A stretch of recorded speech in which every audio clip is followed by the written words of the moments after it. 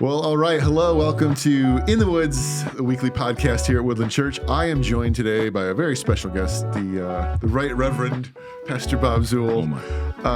Thank you so much for being on today. It's great to have you. Well, it's great to be here, and it's great to be a part of the church that's happening now. Yeah, we were just kind of joking about being in a room that, I imagine, just to set some context, if you weren't with us at church this last Sunday, the topic was how God is always on the move and we have to be ready to embrace new things.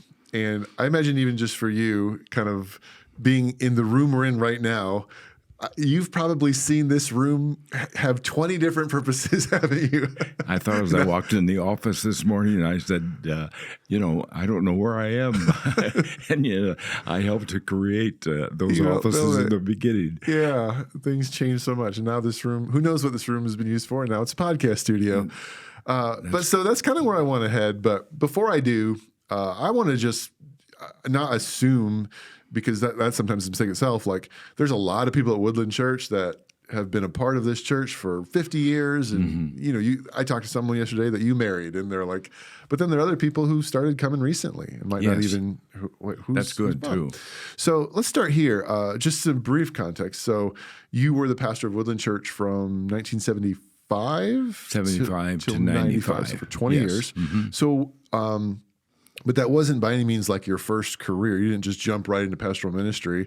Just kind of briefly, what led you all the way up until taking this position in the years prior to 75?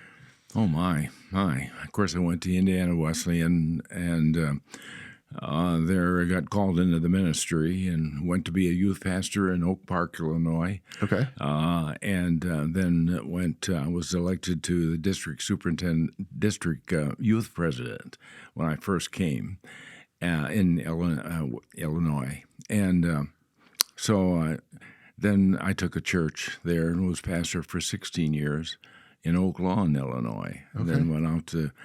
was that a part of like the Wesleyan movement? Yeah. Because the Wesleyan movement was formed officially in 1964. 64. Yeah. Okay, so you were part of one of the early Wesleyan churches. I was one of the pastors that was a part of that union. Really? Of the past, yes. Cool. I got chosen. I thought it was a real honor. That's cool. Okay, so you're pastoring a church in Oak Lawn.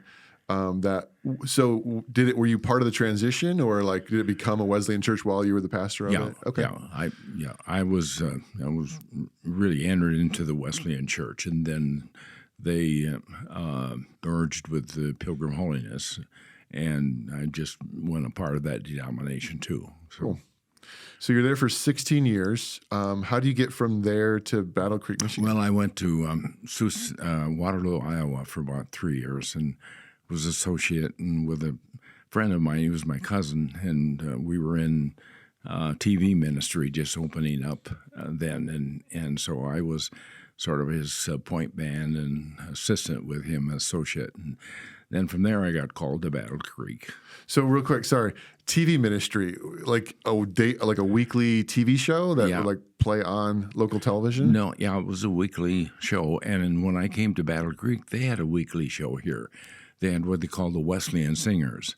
The Wesleyan Singers, okay. And it was a trio of the superintendent's family, and they were good singers. And so I came here, and they had a weekly broadcast. It was a half-hour program. Okay. Did they film it here at the church? Yes. Okay. No, wow. we went to I was just a part of that briefly, and then we made a transition. But because the superintendent was the main key to it, and so he continued it.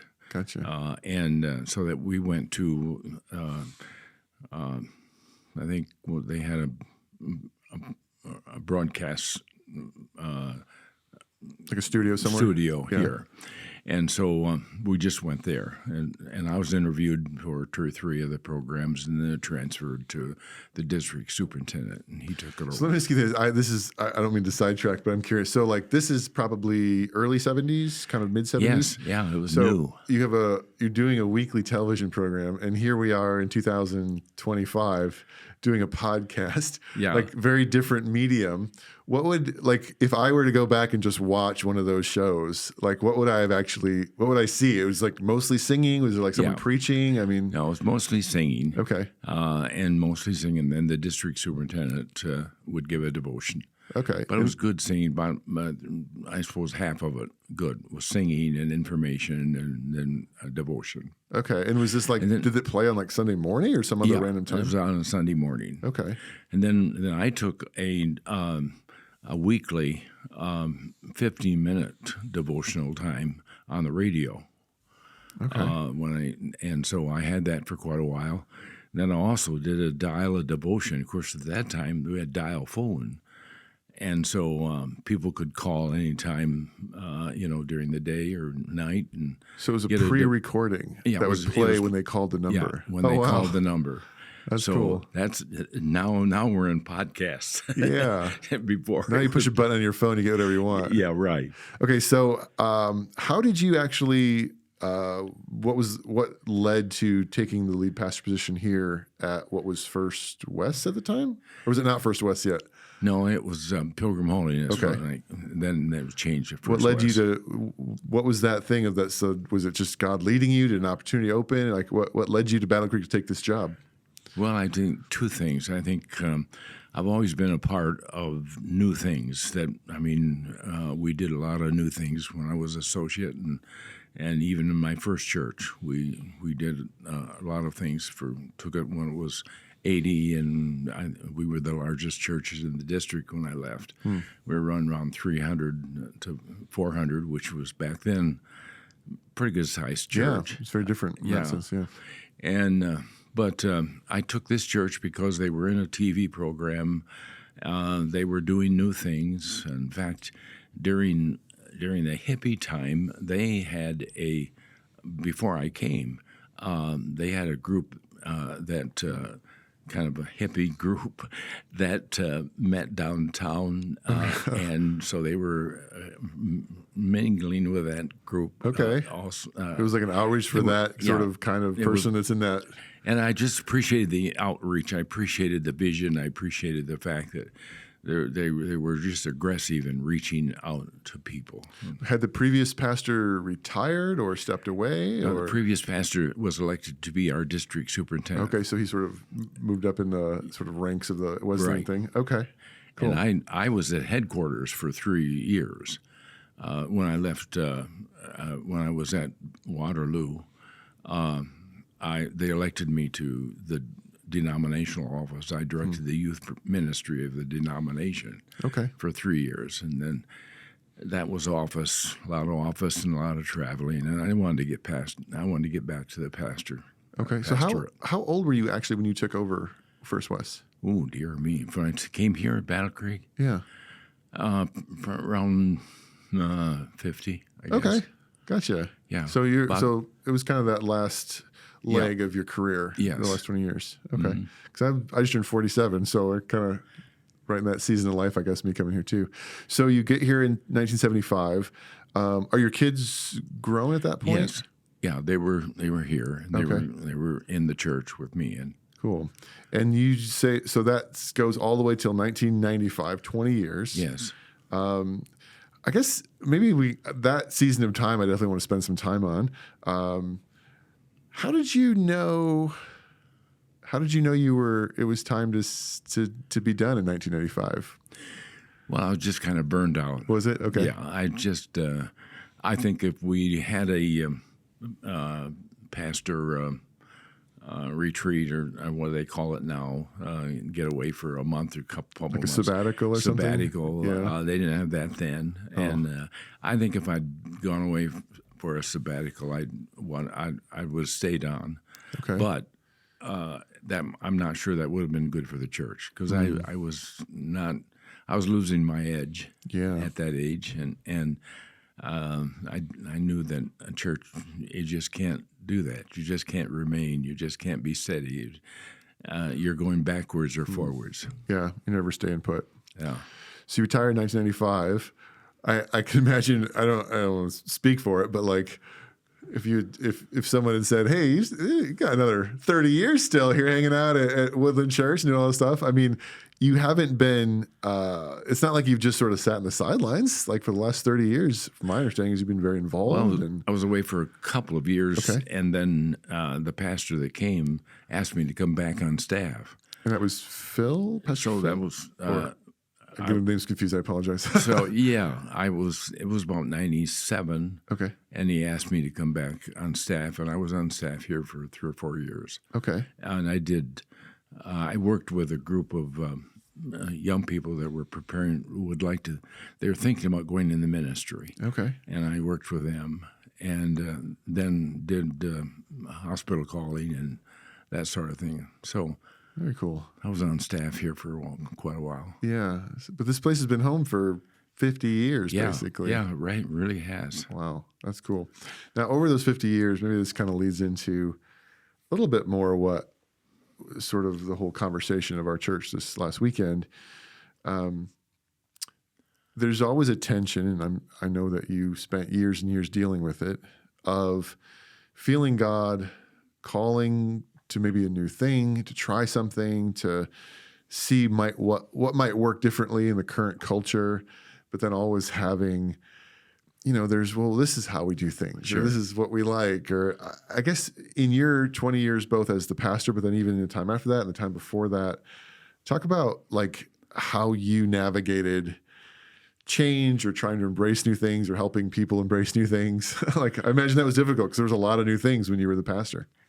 It was because when I came here, they had built the church there, and we began to grow so fast that they were just crowded, and to take a move from a church that people had built almost by hand. This was over on Capitol, right? Capitol Avenue, and then to move over here and all the things. Then we had, had the living Christmas tree and. Saw that picture. Yeah, had about 60 people on that tree. I tried to explain the living Christmas tree to my wife. She wasn't able to be in church yesterday. My dad's in the hospital, and I explained it to her. I'm like, yeah, there's like people and their faces and they're singing, and she was like looking at me. She's like, wait, what? You got to see the picture. We had evergreens, all the way through it. So it was really a Christmas tree. Yeah. With people. And people actually singing. It was. We were down at the auditorium downtown, and we had about 5,000 people over the weekend. That's crazy. It was quite a program. So when you felt leading the calling to move locations and build this facility, I mean, would you say generally people were good with it, or did you have to like push pretty hard to get people to come on board with you? Well, both. Both. Okay. I think there were some people who realized that we just had to grow. We were pressed at the time for space, and we were on 2 different locations and so on, and so there was that inspirational dissatisfaction. I always call it inspirational dissatisfaction. You're glad for what's happening, but you're dissatisfied and you're inspired to do something more. So I think there was a good feeling. However, we moved here right when the economy fell. It was 78, 80, Okay. right? 1980, and That's when like gas prices were going crazy and everything. Oh my goodness, we sold bonds for 16%. Ooh. Yeah, Holy I smokes. know. Can you imagine? I thought 6% was high. It was that's a story all of its own. But our people were pretty well committed to move, pretty well committed to the growth, and I think we set a climate for that kind of reaching the city and being the church for Battle Creek. Yeah. And then even once you built it, the building itself has been changed and added on multiple times. Yes. Yeah. We had a gym here. The original had a gym. Is that where the current chapel is in our building? That used to be a gymnasium. It's off to the side. The chapel is when now you have the room to the side of the chapel, and that was the gym. That was the gym. It gym. was a small gym. Okay. But it was a gym. Wow. So much change. What other kind of things did you guys do during those years to like, and you mentioned like a living Christmas tree and the radio and the TV. What other kind of things did you guys do to kind of reach the city and connect with people? Well, on one Mother's Day, we got little orchids, and we got 500 of those little orchids. We went to the shopping center and gave those out for Mother's Day. Oh, cool. And when I first came here, it was the bicentennial year, and we covered the whole city with a bicentennial flag and knocking on doors, and we visited about 20,000 homes. Wow, that's cool. Had divided the city up and went. And that's my first year that I was here. Yeah, and so we're always reaching out, trying something new to let people know that we were here. that's cool. Did you find that, were there elements of the church service itself that shifted over your 20 years, like the way that you did church, or did that stay pretty consistent your whole time? No, it's we did the overhead projectors only. Oh yeah. You know, when I was a kid, I had to change them with my mom. Yeah, She was the worship leader. Yeah, I'd preach and somebody would change the things for the headings and for the points that we had. Everything. Yeah, we did that. Were you mostly like when you started? Were you singing like more hymns or like contemporary stuff in the 70s? Like where were you at when you started?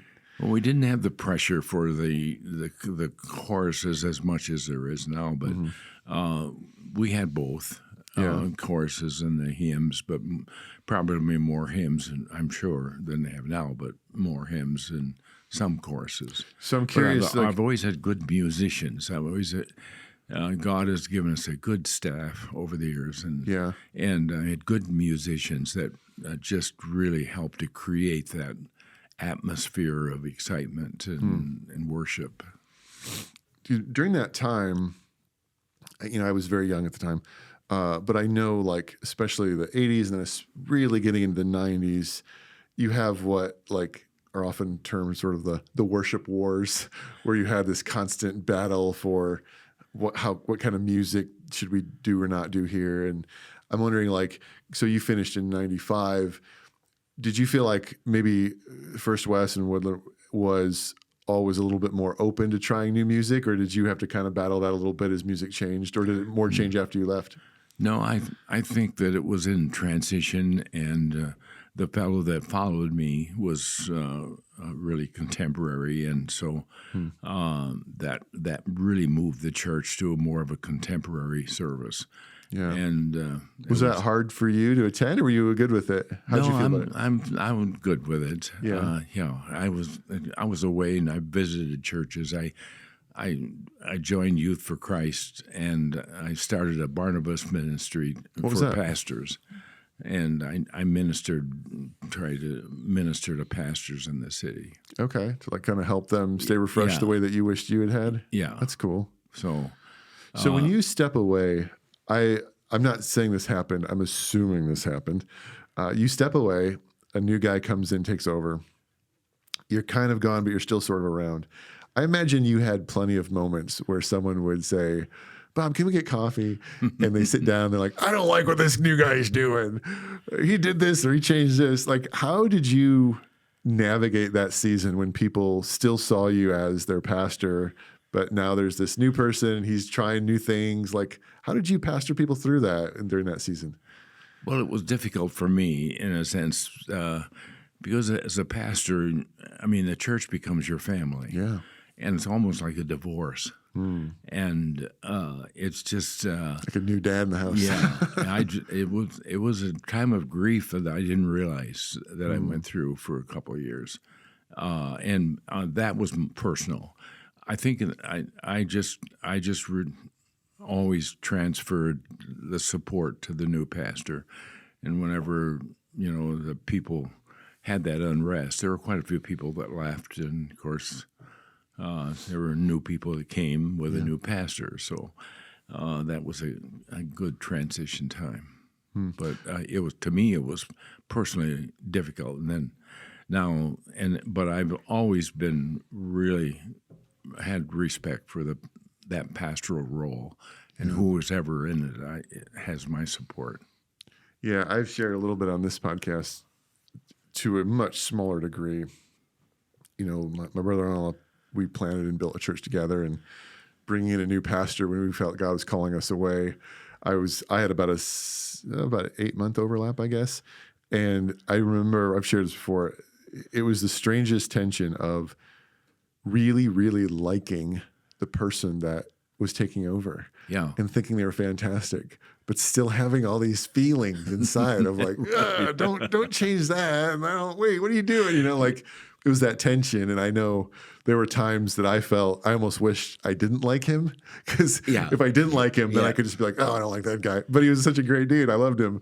But there were times where you're just like, oh, it's like, it's not mine anymore. It's not, I have to let go of this. And that must have been, I can only imagine how hard that was after 20 years. And then to stay, I left. So it made it a little easier. But is your phone ringing on you? Tell me about, what are some of the hardest, along maybe that being one of them, what were some other difficult seasons of change you had to lead and navigate? Well, I think the most difficult part of it was when the economy fell, and we had stepped out to build, and we had a bond company that let us down, and we were ending up with a big. If I'd had to do it over, I wouldn't do it that way, but we did it then that way, and we had a big bill. I mean, a big debt, and we. Because the bond company didn't fulfill their deed, we had their responsibility. We had a lot of financial pressure. I had to let staff go, and I was alone for a while. We were running around 800. You were by yourself? I was by myself. Oh, my goodness. I had 4 pastors and myself and staff, and I had to let most all of them go. And we just barely made it. I mean, we had everything that came in, it caused an ingrown feeling. It's hard to reach out when you're hurting inside. You're just trying to survive. Yeah. But we made it through that, and it was just this church has been through a lot. Yeah. And yet they just continue to survive and grow, and there's been I think the key is that there's a love here that has been really implanted in this church, that people love one another, and that helps to sustain the differences and the changes and everything else. Yeah, I feel it. My family feels it for sure. There's people care for each other here and take care of each other. It's cool. I got a couple of questions. Maybe I go different directions here, but one of them would be, I'm curious. I was a kid in the 80s. So, memories or whatever, you're a kid. But I do know that, like, coming out of the 70s into the 80s, you had a lot of changes politically in America. A lot of, we have a lot of changes politically now. And I don't just mean like Democrat, Republican. I just mean like the world changed a lot, because you really, you come out of this financial craziness, difficulty into just the glory days economically. But also a lot of, you have the rise of a much sort of stronger, I guess, moral majority, right-wing thing, Reagan years. And then I guess I'm just curious, like, I'm not looking for like political stances, but for you, were you somebody that leaned into that, or did you try to keep the church away from politics? Like, how did you approach it when you were a pastor? Well, I kept them away from politics, but I kept them all with a vision to, I mean, I implanted the vision for the new sanctuary that we have now here. I said, there's going to be a new sanctuary here, and that's going to be out here, and we need to plan for that. And I think the setting that vision was always the focus. We were always moving towards that, so that helped to kind of keep us away from the distractive things that so easily get in. We're here to be what we need to be, and that is something that's always emerging. It's always. I appreciate your sermon yesterday that we don't know, but we need to be alive to whatever is happening and try to fit into that to see what God's doing to a new thing. Yeah. And so. That's cool. That's really challenging. I'm glad you're here. I mean, I'm glad you're taking it to this new phase. You'll see what it looks like. So the building, my understanding, the auditorium, the current auditorium sanctuary was 2008. Were you part of, like, as you were phasing out in that? So you were still on staff, but you were kind of more emeritus at that point, or had you moved off staff by that point? I'd really moved off Completely? staff Okay. by the time they were building the new sanctuary. Now, How did it feel though to see it built? Was it a cool feeling? Exciting. It was really exciting. Before it was built, sometimes we'd have a service out and just out on the property and say, well, the pulpit will be here. And of course, it was out in the middle of nowhere. Yeah. And help the people. They always have that vision. Wow. And so the other pastors came in and kind of took it from there. What do you miss most about being a full-time pastor? Just being able to help people. I mean, I just feel like I'm not helping the people as much as I should be. Just like your dad. I feel like I should be there ministering to him, and yet I don't know when and how, and and then my knees are bad, and so it's hard to get around. So. So I feel disappointed that I'm not able to be as busy or involved, maybe. Yeah. Not in a way of a position of any kind, but just involved with people. When you look back, I wonder, like, our brains are always full of memories, good and bad, but what are a couple of, like, just the really, like, good memories you have of in that 20 years? Maybe like some specific examples or just stories or things you're like, man, this is just a great thing that happened that I remember well.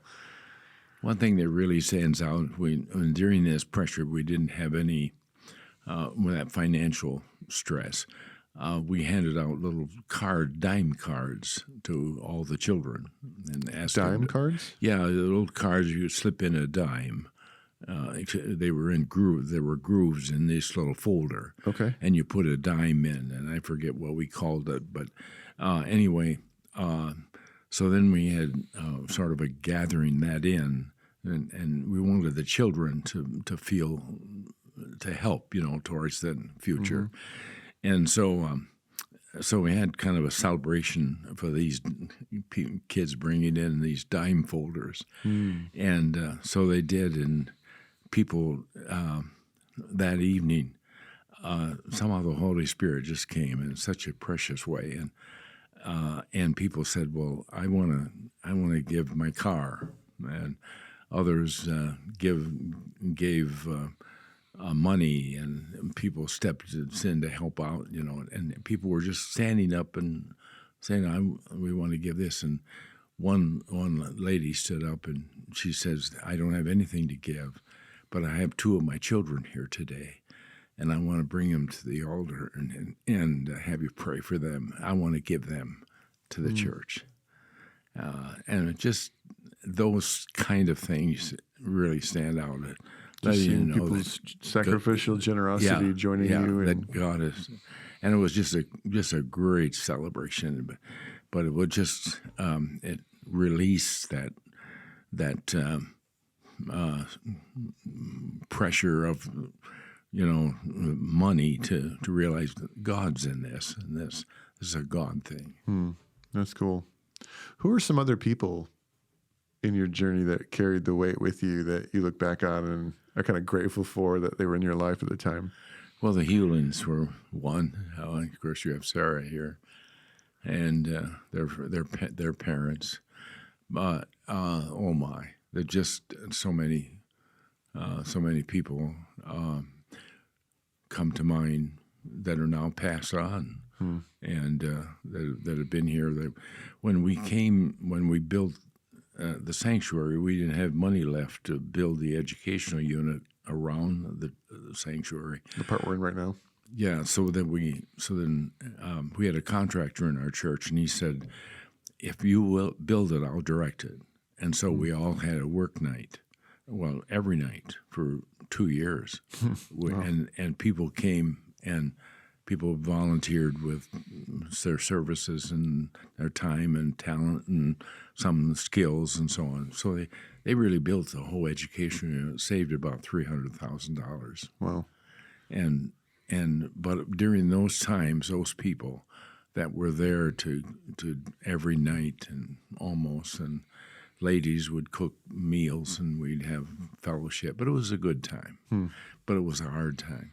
I imagine. And but people were just some great people. I had a great staff that really were a big help to me. That's cool.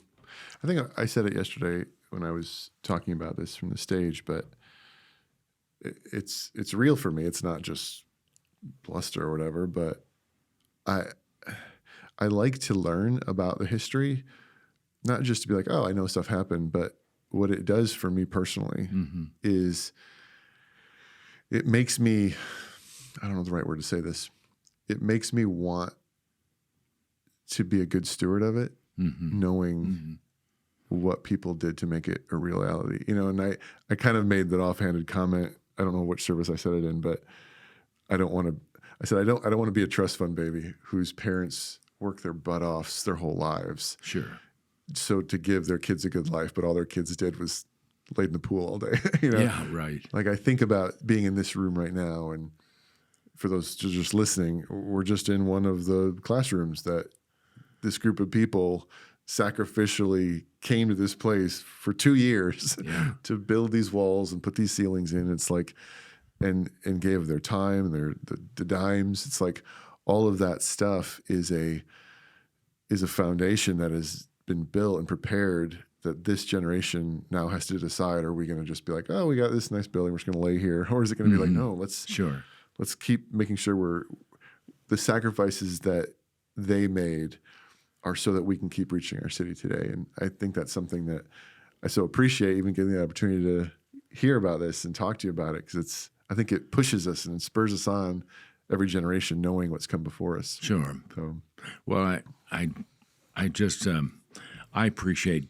that vision. I appreciate that stewardship sort of concept, and because I think this church has always been on the cutting edge, and it's always been moving forward to whatever God's doing now. Yeah. And I think during that time, we had an early morning prayer meeting at 6 o'clock in the morning, through every day of the week, and God's answering prayer now from those days that we had. It was a couple of years we were just on our knees in prayer for the church, and I just see how God has answered prayer in so many different ways from those times. We didn't have a lot of people here 6 o'clock in the morning. But anyway. Especially when it's pitch dark still. Yeah, about a dozen people would come and we'd pray. That's cool. I had a couple of questions come in. One of them was not a question as much as asking if a story was true. I'll get that in a second. Somebody asked actually about a time capsule. Did you guys bury a time capsule? And if so, like, where is it? I don't know anything about that. We did, but I don't know where it is. You don't know where it is either. Well, that failed. Yeah, that's right. We'll find it someplace where they dig and centuries in the future. That's funny. Someone like, Sarah, was it your dad that said that? Like, I was like, I don't know, is there? So I guess maybe we should ask around and find out. Right. I do remember that we did, but I don't remember where. That's funny. The one cool thing I would say is even this week, I mentioned it in my message, I I reached out to Sarah and Annette, some others, like, hey, I just want to learn more about the past. We do have a pretty good archive, like a lot of pictures and saved a lot of stuff. That's really cool. Be able to, there was like a book they showed me that kind of walked through some of the different seasons and phases of the church. And well, really I appreciated the fact that you gave the honor to the church of the people of the past and not me, and I was glad for that. Because I was just here, and those people, and I appreciated that. It's embarrassed when they say, Pastor Zuhl here, and make kind of elevate me there, and I'm glad that you didn't, because I don't. People sacrifice so much and they've done so much here that I'm humbled by even being associated with it. That's cool. And, I find that balance is important. I'm probably with you. I don't like that myself. Like when people say, I'm like, no, I try to, but I also think it's important that sometimes it is still good to. Yeah, you had a good balance. I thought your just emphasis of what the people have done and the honor of their sacrifice. So this is completely unrelated, but I'm curious. I heard a story, and I just want to know the extent to which this is true. Somebody told me a story about you doing a home visit and eating a bunch of peanuts in somebody's jar. Are you familiar with this story, what I'm talking about? And apparently, no, I think it's just a funny story. As it wasn't true? No. Okay. No. All right. Well, then somebody said, you should ask him about this. I'm like, is that true? So, no. Okay.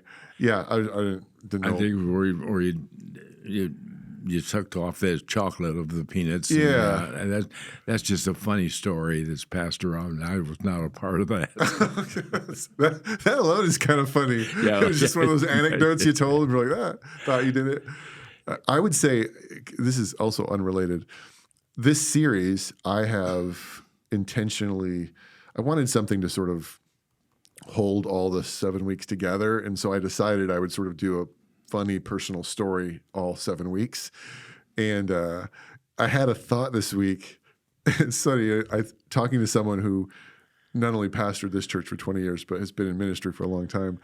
I literally thought to myself, I'm going to run out of stories real fast. What do I start telling when I don't have anything else interesting in my own life? I guess that's what you do, is you grab anecdotes from other people, but that's funny. Maybe as we kind of wrap up our time here, I just wonder, are there other things that sitting with, me, but your Barnabas ministry that you did, just maybe one or two, talking to a pastor, talking to someone who's doing what you did, and literally talking to me, what's some just advice you give to pastors like me or people stepping into these roles? Well, I think the primary thing that is so essential is that you just love the people. And that comes through, and that can only be birthed through prayer and through involvement with people. It's not something you read about and then you got it. No, it's something that, and I think just loving the people, just and affirming that, just being glad that you have the people here and they're your family and they're your flock, so to speak. And I think that that, and I would say, of course, I mentioned this to you too, your familiarity with the people, moving around where they got a chance to not only know that you love them from the pulpit, but you generally love them in just fellowship. Yeah. And I think the more you can move around and you and your wife both can just be around, you'd be surprised how what an impact that makes. Yeah. And I know it's hard when you got so many people, but just people see you even from a distance. They at least know that you're here for them, and not just here for them up there, but here for them just in their fellowship. That's good. I will say, I'm personally struggling with that right now. It's such a big building. I had somebody I had somebody say to me, and very, very understandable comment of like, oh, we missed the days when the lead pastor just stood at the front door. And I was like, we have 4 front doors. Like, which one do you want me to stand at?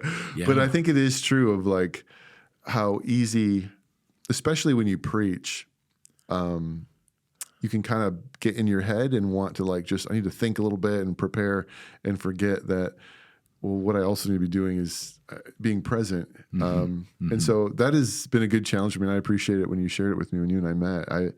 It kind of helped me to, I need to get my preparation done before Sunday morning so I can be present and pick one of the doors and just be at it. And I've been trying to do a lot more. And I think that it's not necessarily just moving around, surprising. And people, you don't even have to talk to people, but just that they know that you're here, that you're with them.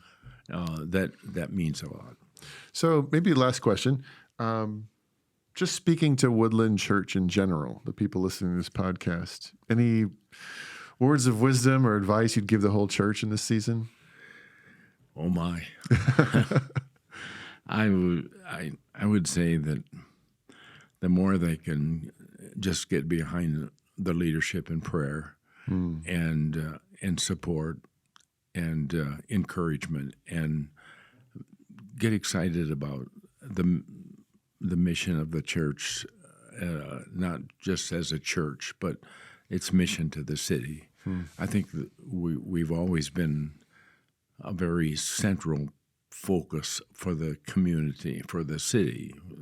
People know First West and didn't know where it was, but they knew it was a church that cared for the city.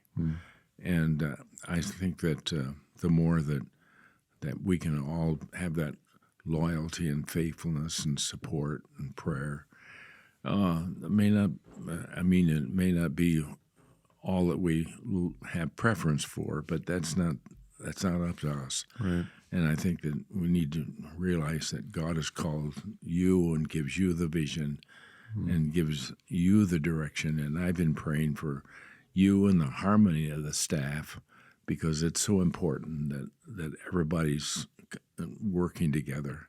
Yeah. And that's so essential. We've had a couple occasions when that was not possible. That didn't happen, and it just affected the church, or I felt it did anyway, because I just did a few times.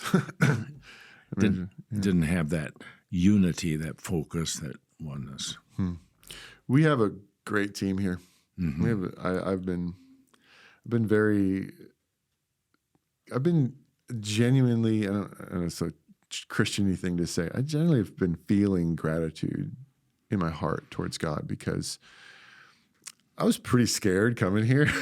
Just like, where am I going? Michigan? What is this? In Michigan.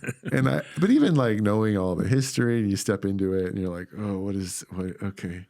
And I remember being in San Diego, and I was just taking a walk, and I was like, God, I don't, just at least give me some good people to work with. And I can be good from there. And getting here and realizing we have this awesome team of amazing people that I didn't pick up. They were here. Like, they're still part of the foundation that you were helped part of. And so I've been very grateful for that. Good. I've been so just humbled, I think, and awed by the way that the church has accepted us and loved us. And even with stuff going on with my dad, it's really cool to see that, and I feel grateful. Good. I feel grateful, and so Good. I appreciate you, and I've had a lot of pastors in my life not finish well, a lot of them. Yeah. And to just sit here and be able to spend time with someone who did is an honor, and I'm grateful for it. Well, thank you. And I'm honored to be a part of it. And I just want you to know that I'm your best supporter. Well, thanks, man. I really do appreciate that.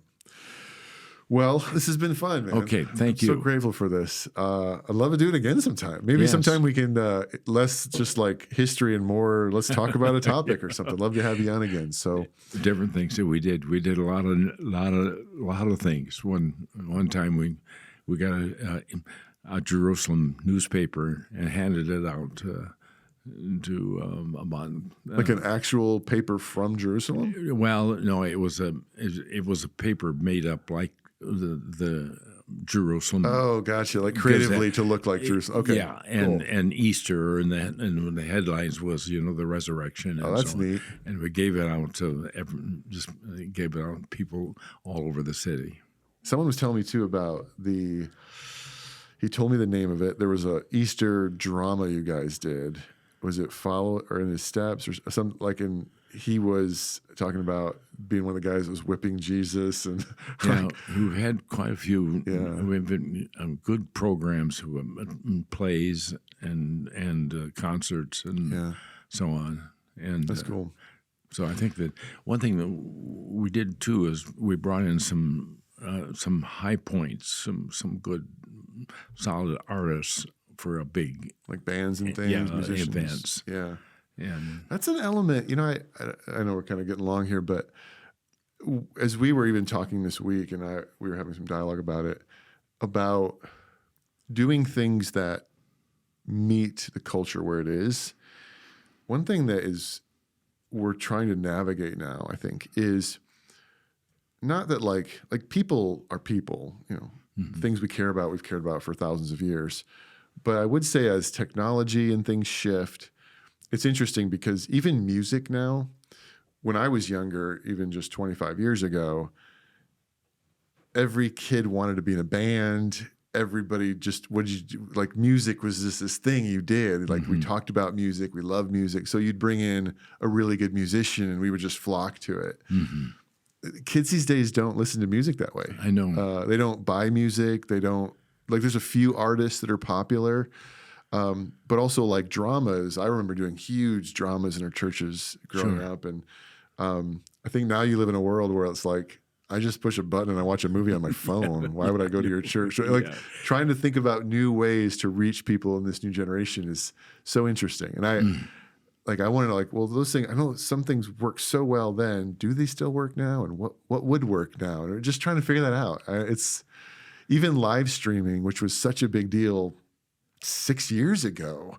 Yeah. Studies are now showing it's like tailing off and people don't think it's not, more people want to come to church than watch it, which was a shift from even 2020. Yeah, sure. So the culture's always changing and you always got to find new ways to connect with it. But the gospel doesn't change. That's right. It's the world around us that we need to get new ways to introduce it to them and help them see it. So I don't know. It's a journey. It's fun. The mantle's on you. I'm just the amen section over here. Well, Bob, I appreciate this. Thank you for taking the time to come in. Really appreciate it. And I look forward to talking again. So if you have any questions for a future episode of the podcast, make sure questions at woodlandchurch.com. If you watch on YouTube, push that follow button or the subscribe so you get episodes like this when they come on. But we'll keep going. We'll be back next week. Next week, we have a special episode where we're going to talk to one of the ministries we're partnering with for a Christmas offering called Hope Chest.